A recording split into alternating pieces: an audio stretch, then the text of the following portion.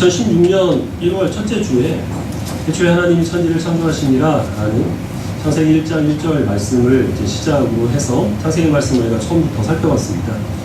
약 2년 7개월여 만에 창세기 마지막 구절인 창세기 50장 오늘 요셉의 죽음에 대한 기사를 보게 되었는데요.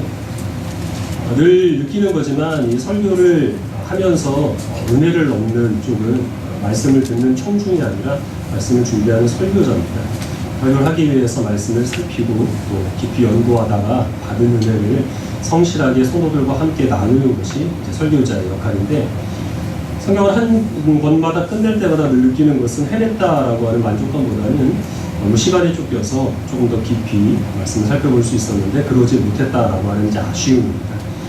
사람이 하지 못할 일을 하나님께서 능히 하실 줄 알기 때문에 우리가 지금까지 들었던 모든 말씀들을 다 기억할 수 없죠. 저도 기억을 못하는데 들은 여러분들은 말해도 또 없을 줄 압니다.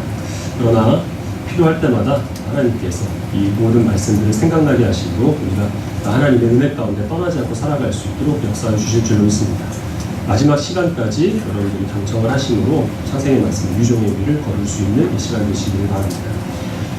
야곱이 죽습니다. 야곱의 죽음 후에 요셉의 형들은 불안한 마음을 갖죠. 그래서 요셉을 찾아가서 과거에 자신들이 했던 죄악에 대해서 용서를 구합니다. 요셉은 오히려 그 형들을 간곡한 말로 위로하고 돌려보냅니다. 그 일이 있었던 때가 요셉의 나이 약 50세 후반이었을 텐데요. 오늘 이 성경 말씀은 요셉의 나이 110세가 된 때를 다루고 있습니다. 50여 년의 세월이 흐른 것이죠. 요셉의 나이 110세가 되어서 그도 이제 하나님께 부름받는 때가 되었습니다. 그의 가족들을 불러 모읍니다. 그리고 내가 여기에서 죽지만 그러나 나를 여기에 매장을 하지만 하나님께서 반드시 그 약속을 지키셔서 우리를 이 땅이 아닌 약속하신 땅 가나안 땅에 거주하게 하실 때가 올 것이다. 그러면 그때 애굽을 나오게 될 것인데 그때 나의 그 유고를 가지고 나를 가나안으로 가져가서 거기에서 내 뼈를 매장해달라. 그것을 맹세하라는 그런 유언을 남깁니다. 50년이라는 세월은 짧지 않은 세월이고 그 사이에 많은 일이 있었겠지만 성경은 야곱의 죽음 이후에 곧바로 요셉의 죽음을 다룹니다. 즉 이 성도의 죽음에 대해서 이 성경은 마지막에 창세기는 초점을 지금 맞추고 있는 것이죠. 요셉이 남긴 이 유언은 야곱이 남긴 유언과 동일한 의미를 갖습니다. 야곱도 하나님께서 우리를 이 애굽으로 인도해 주셨지만 여기가 우리가 영원히 거주할 땅이 아니라 우리가 영원히 터를 잡고 살 땅은 가나안 땅이기 때문에 나를 여기에 매장하지 말고 조상들이 잠들어 있는 가나안 헤브론 땅 막벨라굴에 매장해달라라는 유언을 남겼죠. 거기에 더해서 요셉은 하나님께서 우리에게 가나안 땅을 주셨기 때문에 그럼 애굽에서 가나안 땅으로 우리가 나올 날이 반드시 있을 거라는 겁니다. 그러면 그 날에 이것이 하나님의 그 약속 가운데 이루어진 일이라는 사실을 그의 후손들에게 정확하게 전달하기 위해서 그래서 그날에 내 유고를 가지고 이 애굽을 나와 가나안 땅의 나를 매장해달라라는 이 유언을 남기게 된 것이죠. 우리 출애굽기 13장 말씀을 같이 보겠습니다.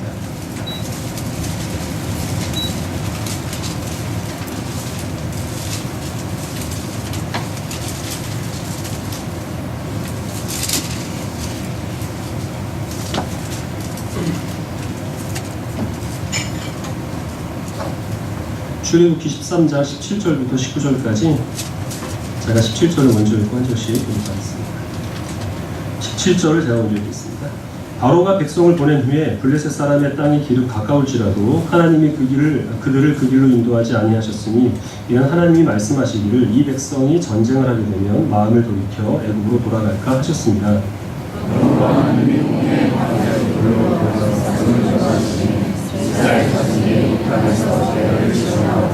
읽겠습니다. 모세가 요셉의 유고를 가졌으니 이는 요셉이 이스라엘 자손으로 단단히 맹세하기를 너희들을 하나님이 반드시 너희를 찾아오시리니 내 유고를 여기서 가지고 나가라 하였습니다. 그로부터 400년의 시간이 흐릅니다. 이스라엘은 야곱의 그 일가족에서 이제는 이스라엘 민족이라고 하는 큰 백성이 되었고 이 애굽에서 바로의 또 많은 박해를 받고 있었습니다. 하나님께서는 모세라는 인도자를 보내셔서 오래전에 그의 조상들에게 약속하신 대로 그들을 애굽에서 이끌어내셔서 광야를 거쳐 가나안 땅으로 인도해 드리십니다. 모세가 하나님의 명을 받고 이스라엘 백성들을 인도를 할 때에 그 요셉의 유언대로 요셉의 무덤에서 그의 유고를 취하여서 그것을 상자에 넣고 그리고 어깨에 메고 그리고서 이스라엘 백성들을 이 애굽을 떠나 가나안으로 가도록 홍해길로 이제 인도하게 됩니다.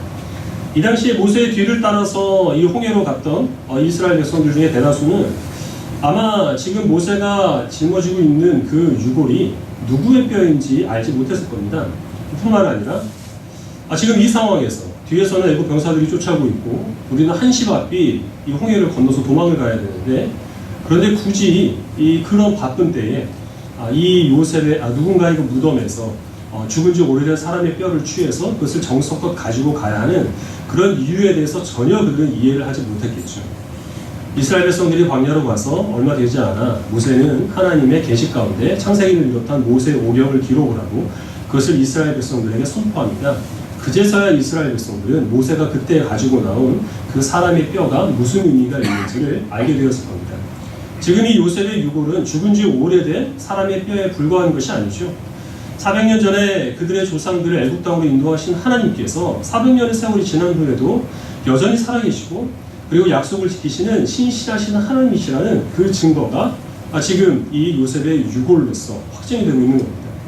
그리고 그뿐만 아니라 이스라엘 백성들이 이제 광야로 가든지 아니면 가나안으로 가든지 어디서든지 그들이 유일하게 의지할 대상은 오직 그들의 조상의 하나님 여호와라는 사실을 요셉은 지금 자신의 그 유골을 통하여서 이스라엘 백성들에게 교훈을 남기는 일종의 설교를 지금 하고 있게 되는 것이죠. 이집트 사람들은 이 내세에 대한 집착이 굉장히 강했습니다. 고대 사람들이 다 우리도 마찬가지지만 어떻게 장례식을 치르냐 하는 것을 굉장히 중요하게 여겼는데요. 좋은 무덤에 장사되고 장사되지 못하는 것을 이 어떤 수치스러운 일로 여기고 만약에 그 무덤이 누군가에 의해서 파헤쳐진다라고 하는 것을 저주처럼 여겼던 이제 그런 시대입니다. 특히 이집트 사람들의 내세에 대한 집착은 굉장히 강해서요. 그래서 만든 것이 이 미이라와 피라밋이죠. 다단계가 이집트로부터 시작이 된 겁니다. 이집트 사람들은 왕이 죽으면 3000년 후에 그 영혼이 다시 자신의 그 시신을 찾아온다. 그래서 그 시신을 잘 찾아서 그 육체와 영혼이 결합이 되면 그 파라오들은 신이 되어서 이집트를 보호해 줄 것이다. 이런 생각이 있었습니다.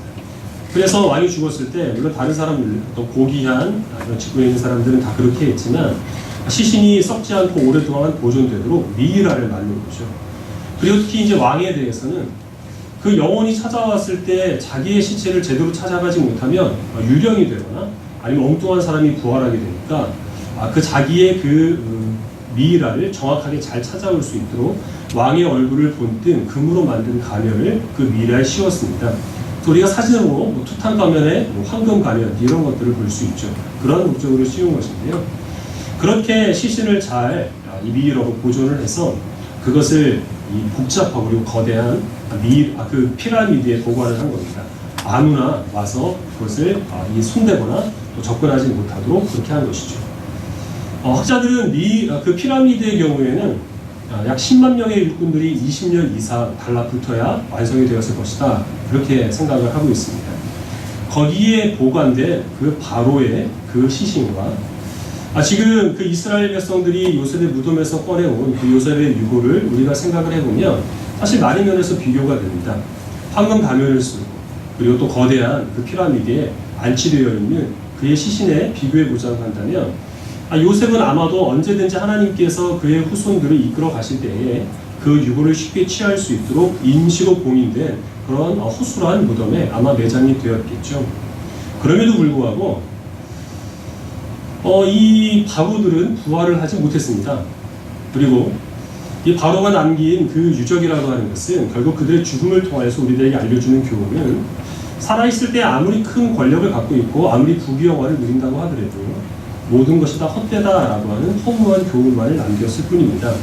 미이라는 언젠가도 썩을 수밖에 없고 또 그들의 그 피라미드들도 도굴꾼에 의해서 모두 다 파헤쳐지고 말았던 것이죠. 아무것도 남지 않았습니다. 그러나 허술하게 봉인이 되고 그리고 또 임시로 매장된 형태로 그렇게 잠들었던 이 요셉의 유골은 400년의 세월이 지난 후에 이스라엘 백성들에게 그뿐만 아니라 오늘날 우리 그리스도인들에게 하나님께서는 살아계신 분이고 그의 약속을 지키시는 신실한 분이시며 우리 성도들이 살기 위하여서는 오직 한 분 살아계신 여호와 하나님만을 의지해야 한다는 그런 교훈을 지금까지도 우리들에게 강력하게 선포하고 있다라는 것입니다. 금세기 최고의 드라마가 얼마 전에 종영을 했습니다. 혹시 여러분 어떤 드라마인지 아시나요? 나의 아저씨라는 드라마인데요. 책 한 권 읽는 사람이 제일 무섭죠. 제가 드라마 하나 본 사람입니다. 거기에 이제 이지안이라고 하는 여자 주인공이 나와요. 그 이지안은 어렸을 때에 자기 할머니를 구타하는 이 사채업자를 살해를 하고 그 죄책감을 이제 짊어지고 살아갑니다. 직장에서 이제 박동훈이라고 하는 그 상사를 만나게 되죠. 아저씨 뻘 되는 상사인데요. 박동훈이 이지안한테 이제 이런 이야기를 합니다. 네가 과거에 무슨 일을 저질렀고 예전에 어떻게 살았든지, 이선규 씨 목소리를 성대모사를 하고 싶은데 예배 시간이랑 똑같거든요. 예배 시간이랑 자제하겠습니다. 예전에 어떻게 살았고 무슨 짓을 했든지 그건 아무것도 아니다. 네가 그것을 신경을 쓰면 다른 사람도 그것을 신경을 쓰겠지만 네가 그걸 아무것도 아닌 일로 여겨서 무시를 하면 다른 사람들도 신경 쓰지 않을 거다. 이제 이 말을 하고 그 뒤로 그 둘이서 틈만 나면 아무것도 아니다 그러면서 앵무새처럼 중얼중얼 하거든요. 그 드라마에서 한 가지 아쉬운 점은 불교적인 색채가 좀 강하다라는 겁니다. 지금 말씀드린 부분이 바로 거기에 해당하는데, 불교라고 하는 것은 하나의 인식론입니다. 어떤 사물, 사건, 사람, 그것에 대한 어떤 실제의 의미, 그런 것들이 중요한 게 아니라 내가 그것을 어떻게 받아들이고 그것을 어떻게 이해를 하느냐, 그게 더 중요하다, 이렇게 가르치고 있죠. 그래서 분명히 심각한 사건이 있는데도 내가 그것을 아무것도 아니다 라고 생각을 하면 그거는 정말 아무것도 아닌 일이 되는 것이고, 사소한 것이 있다고 하더라도 내가 거기에 강력한 의지를 가지고 많은 의미를 부여하면 실제로 그것은 중요하게 된다라는 게 이제 불교입니다. 우리 기독교는 그렇지 않습니다. 어떤 것에 대한 의미를 우리가 부여하는 것이 아니라 하나님께서 부여하시는 것이죠. 요셉의 이 유고를 보면 사실 아무것도 아닙니다. 이게 물리적으로나 상업적으로 어떤 가치가 있나요? 심지어 사람들은 이 죽은 사람의 뼈를 보면 자기의 죽음을 연상하게 되기 때문에 대부분의 사람들은 이 해골에 대해서는 어떤 혐오감, 그런 것들을 가지고 멀리할 수밖에 없죠. 그러나 그 유골이 하나님의 뜻 가운데 사용이 되었을 때 그것은 하나님의 살아계심과 신실함에 대한 부인할 수 없는 증거가 되는 것입니다. 우리의 삶 속에서는 그와 같은 것들이 많이 있습니다. 우리가 지금 드리는 이 예배, 우리 그리스도인들의 헌신, 우리가 성도답게 살기 위하여서 애쓰고 수고하는 그 모든 일들, 그런 것들은 세상 사람들이 아무것도 아니라고 얘기하는 것이고, 심지어 우리 자신도 내가 지금 하고 있는 이 일이 무슨 의미가 있는가, 그렇게 여겨지는 많은 것들이 있죠. 그러나 분명한 것은 그 의미는 내가 정하는 것이 아니라 하나님께서 정하시는 것입니다. 그리고 우리 그리스도인들의 인생은 그 의미를 찾아 나서는 과정이고, 이제 그것을 우리가 받아들이는 그런 훈련을 하는 것이 우리 그리스도인들의 신앙 여정입니다. 우리가 지금 읽고 있는 이 성경책을 한번 생각을 해보십시다. 창세기 경우에는 지금으로부터 약 3,500년 전에 쓰인 책입니다. 가장 최근에 쓰인 성경이 2,000년 전에 쓰인 책입니다. 무지하게 오래됐죠. 제가 얼마 전에 교양을 쌓기 위해서 고전을 읽고 있다라는 말씀을 드렸는데요. 지금 접었습니다. 한 두세 번 읽으니까 몰입이 안 됩니다. 이게 한 70년, 80년 전에 쓰인 책만 하더라도 당장의 현실성이 떨어져가지고 그것을 집중해서 읽기가 어렵거든요. 그런데 이 최소한 2000년 전에 쓰여진 이 성경과 같은 경우에는 지금 이 시간 우리나라에서만도 수백만 명의 사람들이 이 말씀에서 무엇인가 나오는 것처럼 지금 면밀히 살피고 읽고 또 읽고 있다는 겁니다. 그 이유가 무엇이죠? 성경에 무슨 특별한 능력이 있나요? 성경을 한 번 읽을 때마다 통장에 100만 원씩 적립된다? 그러면 기본적으로 다 1000독씩은 하겠죠. 그런 일이 일어나지 않습니다. 그럼에도 불구하고 이 성경은 우리가 귀중하게 여기고 이 말씀 가운데서 진리를 찾는 이유가 무엇이겠습니까? C.S. 루이스라고 하는 영국의 기독교 사상가, 영문학자, 그리고 소설가가 있는데요. 그분이 성경에 대해서 이런 얘기를 했습니다. 신화적인 면에서나 문학적인 면에서나 성경은 삼류에 불과하다는 겁니다. 그럼에도 불구하고 성경의 가치가 있는 이유는 하나님께서 직접 전하신 실제 있었던 일, 즉 사실이고, 이 진리의 말씀을 통해서만 하나님께서 우리들에게 구원에 이를 수 있는 믿음을 주시기 때문에 그래서 성경은 중요하다라는 것이죠. 하나님께서 부여하신 이 진리의 권능, 그것이 아니면 이 성경은 아무런 의미가 없는 겁니다. 우리가 드리는 이 예배를 한번 생각을 해보십시다. 어떤 예배를 하나님께서 기쁘시게 받을까요? 잘 꾸며진 예배당에서 많은 돈을 들여서 오케스트라를 조직을 하고 설교자가 반짝이 의상 같은 거 입고 나와가지고 화려한 퍼포먼스로 청중들을 감동시키면 그러면 그 예배를 하나님께서 기쁘시게 받으시겠습니까?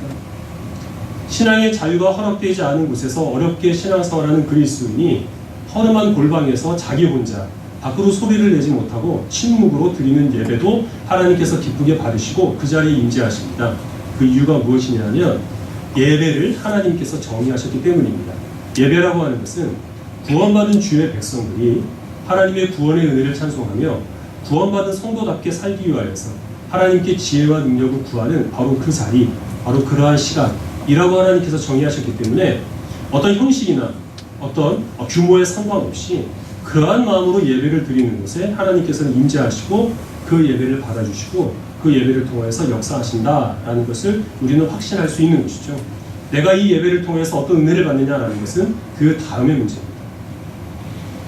요셉의 유골과 같이 사람들에게는 혐오의 대상이지만 우리 그리스도인들은 자랑의 대상이 되는 가장 뚜렷한 상징물은 무엇이겠습니까? 예수 그리스도의 십자가입니다. 우리가 그 십자가를 세상 사람들은 이 사람을 매달아 죽이는 형틀이지만 우리는 그것을 우리 기독교의 상징으로 여기고 그리고 우리가 그것을 사랑하며 십자가와 가까이 가기 위해서 힘쓰는 이유가 무엇이죠? 그 십자가에서 무슨 신령한 능력이 나와요? 자동차에 십자가 걸어놔도 난폭 운전하면 사고 납니다. 귀신도 못 쫓아요. 어떤 영화 보니까 요즘에는 드라큘라도 십자가 목걸이 걸고 있다. 십자가가 우리들에게 능력이 되는 이유는 하나님께서 우리 죄인을 향한 하나님의 그 진노를 그 십자가에서 쏟아 부으셨고 그러나 그것을 우리에게 직접적으로 돌리지 아니하시고 하나님의 독생자 예수 그리스도에게 쏟아 부으심으로 우리를 얼마나 사랑하시는지를 나타내심으로 그것으로 말미암아 우리를 구원하셨기 때문에 그래서 이 십자가는 멸망하는 자들에게는 미련한 것이지만 구원을 얻는 우리들에게는 하나님의 능력이 된다라는 것입니다. 성경을 한 구절 보겠습니다. 빌립보서 1장 말씀입니다.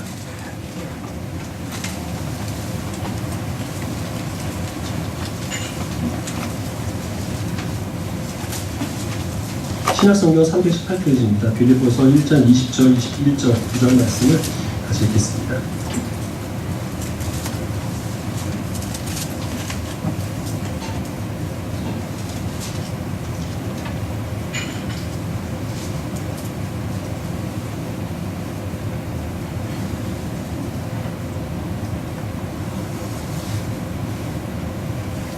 (20절) 21절 같이 읽겠습니다. 시작. 나의 간절한 기대와 소망을 따라 아무 일든지 부끄러워하지 아니하고 지금도 전과 같이 온전히 담대하여 살든지 죽든지 내 몸에서 그리스도가 존귀하게 되게 하려 하니 이는 내게 사는 것이 그리스도니 죽는 것도 유익합니다. 아멘.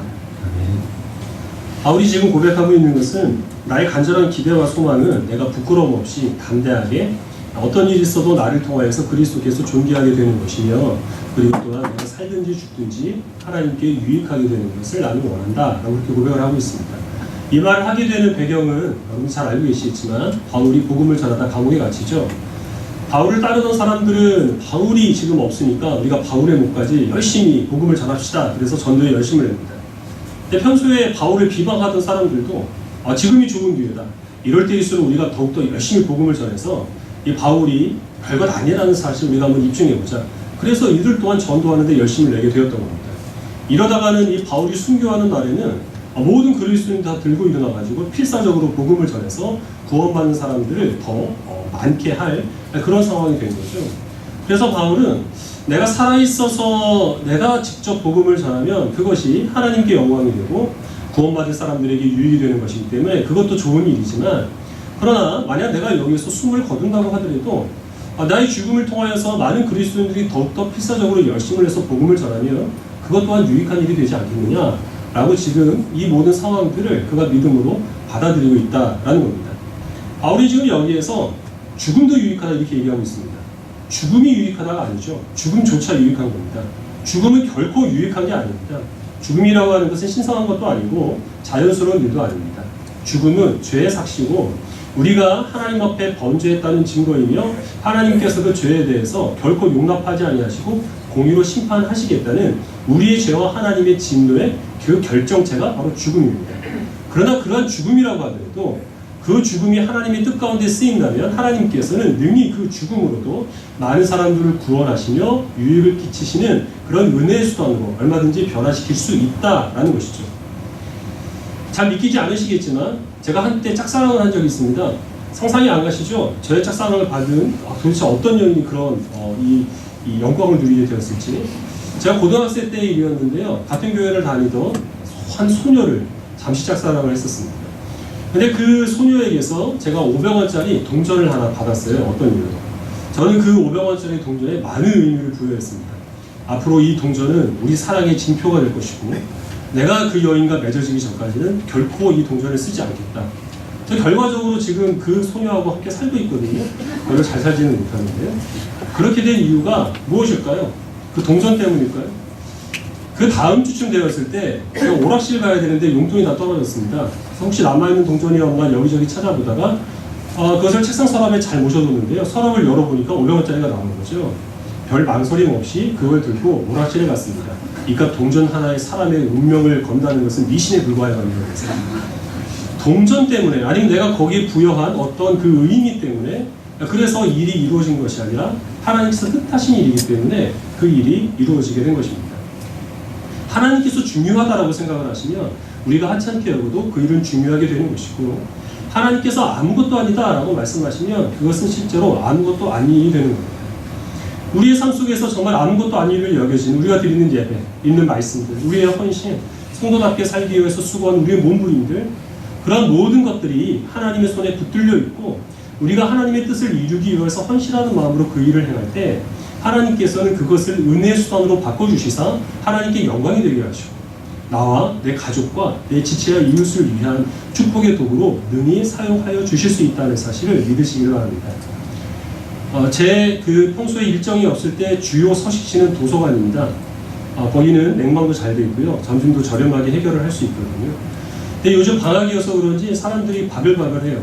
그래서 제 양옆에 앞에 학생들이 앉아가지고 열심히 공부를 하고 있는데 저는 집중력이 부족하기 때문에 30분에 한 번씩은 일어나서 돌아다녀야 됩니다. 자꾸 그러다 보니까 제가 좀 미안해졌어요. 열심히 공부하는 학생들이 저 때문에 얼마나 산만하겠습니까?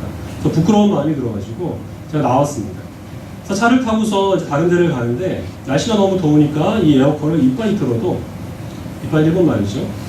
가득 틀어도 이상합니다. 뭐라고 그래야 되죠? 세게 틀어도 너무 더운 거예요. 그래서 막 온갖 짜증을 가리면서 운전을 하고 가고 있었는데 100곳 공사 현장을 지나가고 있었거든요. 근데 이제 그 날씨에도 인부들이 새까맣게 타서 열심히 작업을 하고 있는 것을 보고 또 부끄러운 말이 들었습니다.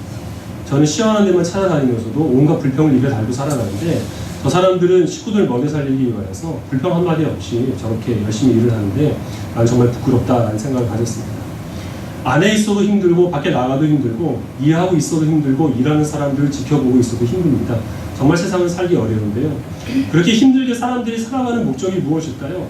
행복하기 위해서라고 얘기를 하겠지만 그러나 사람들이 결국 도착하는 종착지를 우리의 삶의 목적으로 본다고 한다면 냉정하게 말씀을 드려서 사람들은 다 유골이 되기 위해서 열심히 달려가고 있는 겁니다.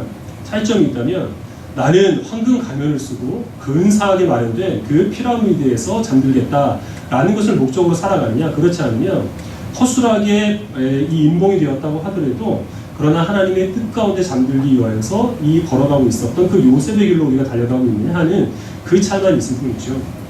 분명히 우리가 기억해야 될 것은 성경에는 바로에 대한 기사가 많이 나옵니다. 그의 막강한 권력, 그가 누렸던 부귀영화. 그런데 그 파라오들, 그 왕들의 실제 이름이 무엇인지는 성경은 단 한 구절에서도 밝히지 않고 있습니다. 그 이유는 그것은 하나님께 있어서 아무것도 아니기 때문입니다. 하나님은 그가 살아있을 때 무슨 부귀영화를 누리든지 어떤 권력을 차지했든지 그가 금가면을 쓰고 좋은 곳에 이 내장이 되어 있든지 말든지 그것에 대해서는 아무런 상관도 없다는 겁니다. 그러나 믿음을 가지고 살아가는 주의 백성들이 세상 사람들이 그를 어떻게 판단하거나 어떻게 경멸하든 간에 그의 그 믿음의 삶을 통하여서 그의 삶이 하나님께 드려진다면 하나님께서는 그의 살아있을 때의 수고뿐만 아니라 그의 죽음을 통하여서도 말씀하시고 역사하심을 기억하시기를 바랍니다. 요셉의 유고를 통하여서도 주의 뜻을 이루신 하나님께서 당연히 지금 우리의 삶을 통하여서도 역사하시지 않겠습니까? 우리가 지금 드리는 이 예배를 통하여 하나님께서는 역사하실 겁니다. 우리가 어려운 중에서도 하나님께 시간과 물질을 쪼개어 드리는 그 헌신을 통하여 주님께서는 주의 뜻을 이루어 주실 줄을 믿습니다. 절망적인 상황 속에서 우리가 얼마든지 낙심할 수 있지만 하나님의 약속을 믿고 그 약속 가운데서 우리가 주님께 감사의 열매를 드릴 때 하나님께서는 그 감사로 인하여 영광을 받으십니다. 성도이기 때문에 이 세상 가운데서 감당해야 될 것이 많이 있습니다. 거룩을 위해서, 경건을 위해서, 그리고 또 우리가 인내와 또 정직과 성실을 위하여서 이 삶 속에서 크고 작은 많은 그 손해와 불편들을 감수하는 그런 우리의 수고를 주님께서는 귀하게 보시고 그 수고를 통하여서 풍성한 열매를 맺게 하여 주실 줄로 믿습니다. 아무리 우리가 열심히 수고하고 노력하고 또 어떤 큰 성공을 거두었다 하더라도 하나님과 상관없이 이루어지는 모든 일은 다 바로의 무덤을 쌓는 일에 불과합니다. 아무것도 아닌 일이죠. 여러분들이 무슨 일을 하시든 어떤 일을 하시든 아니면 공부를 하시든 그 인생의 목적이 하나님의 영광을 위한 것이 되시기를 바랍니다. 먹든지 마시든지 무엇을 하든지 하나님의 영광과 이웃의 유익을 위하여서 헌신하는 주의 백성들이 되시기를 바랍니다. 그리하여서 그 죽음 이후에도 그의 유고를 통하여서도 하나님의 뜻을 전했던 요셉과 같은 인생을 사는 모든 주의 백성들이 되시기를 주님의 이름으로 축원합니다. 아멘. 기도하겠습니다.